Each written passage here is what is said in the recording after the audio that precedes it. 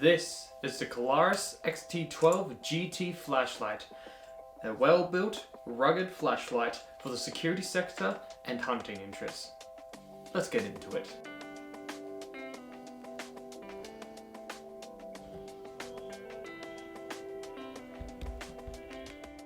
Now before we get into the review of the actual flashlight, you're probably thinking, why the hell a flashlight? Why am I reviewing a flashlight? Well, turns out that yes, I do review tech as well.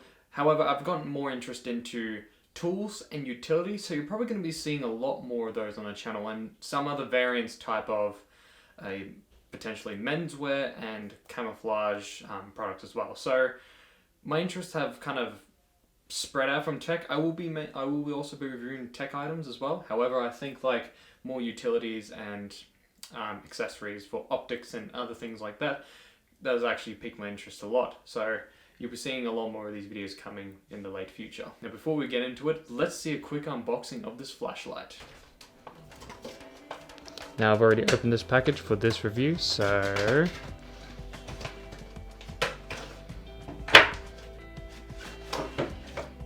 let's put this aside for a little bit.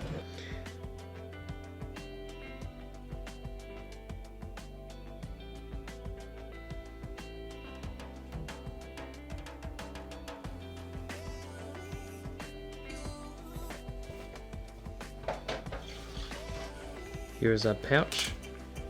Here is our torch pouch that includes the lanyard, charging cable, spare O-rings, or spare O-ring, and user guide.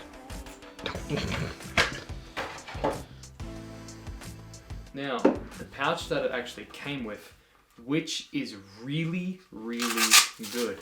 Inside I've just kept it as storage for the included magnetic charger to USB, so that is very priority, do not want to lose that. But other than that, the actual pouch itself is really, really well built. Nylon and polyester, so it's gonna be lasting for a long time. It's not really leather seamed, but however, like the stitching and just everything's actually gone into this.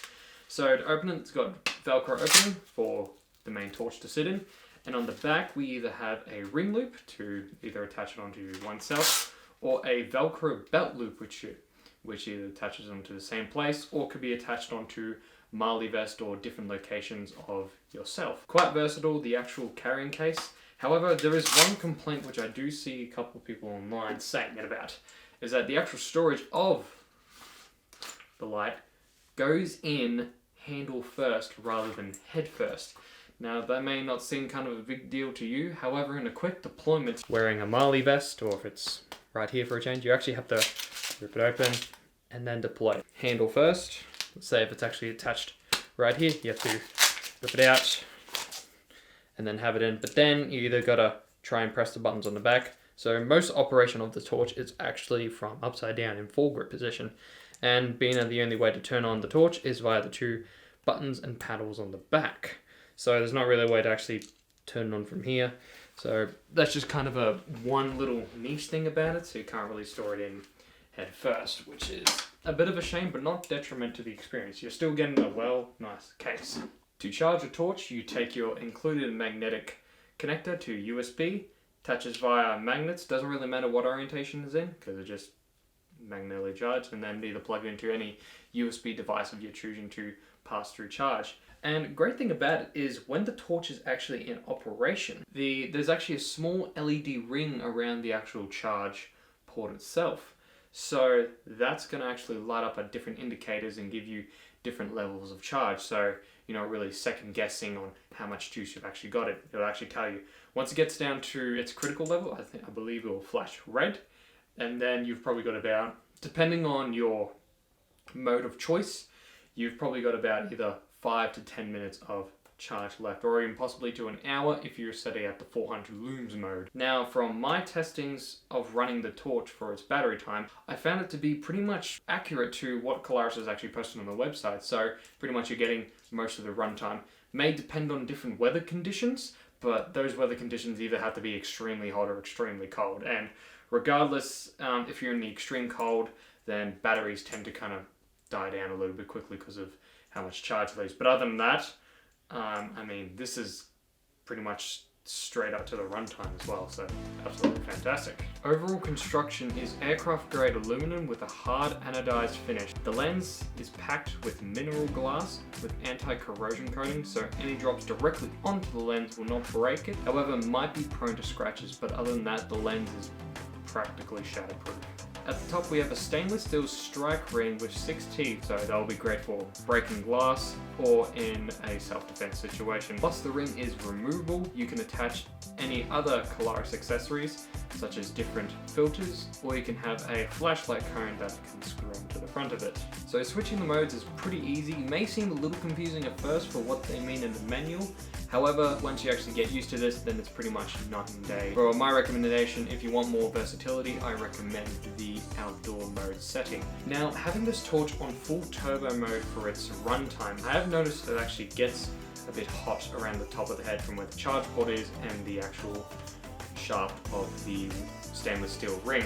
However, I did a bit of digging and I found out that Kolaris have actually navigated this problem to a significant amount to where they've added stainless steel fins on the inside so that it can distribute heat a little bit more. Now, does this help against the heat?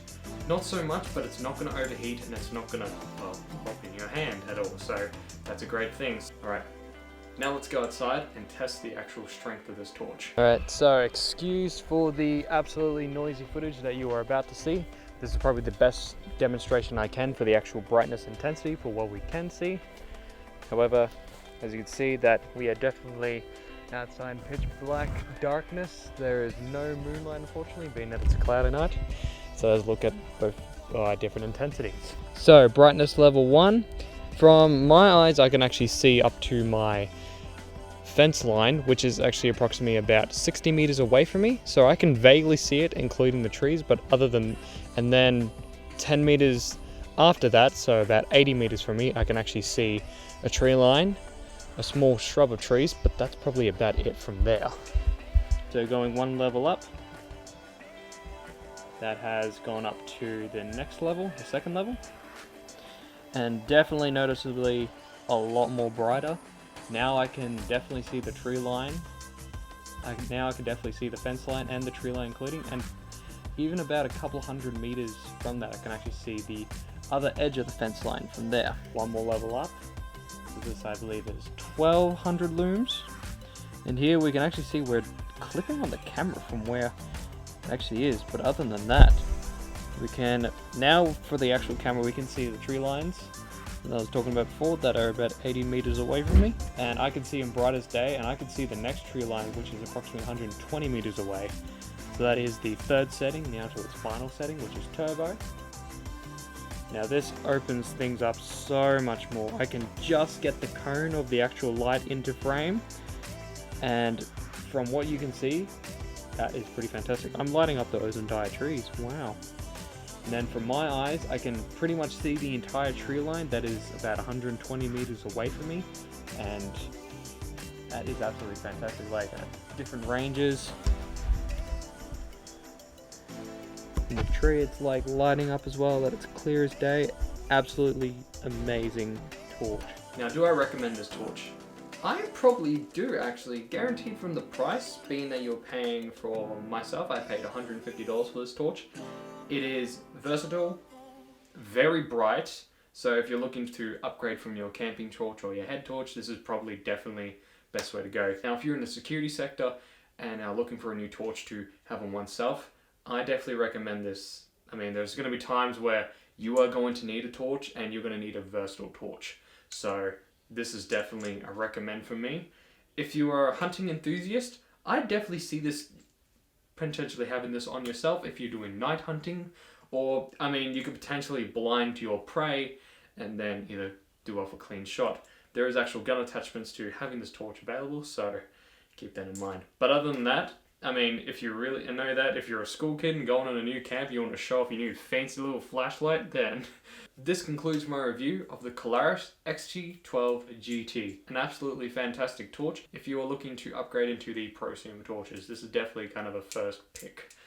That concludes my review. The only two cons that I really see myself is the case on how it's designed, where they have to put the tail end in first, and the actual charging connector, being I only kind of got one cable, even though advertised at 2 chargings. I will be looking into that, but please double check on that one, because I think that's quite a decent cable. That's quite a decent charging accessory you get with the Torch. But other than that, that concludes my review. So, thank you all so much for watching. If you like this video, please click the links and annotations for more videos that I've done. Like, comment, and subscribe today. And as always, I'll see you in the next video. Bye bye!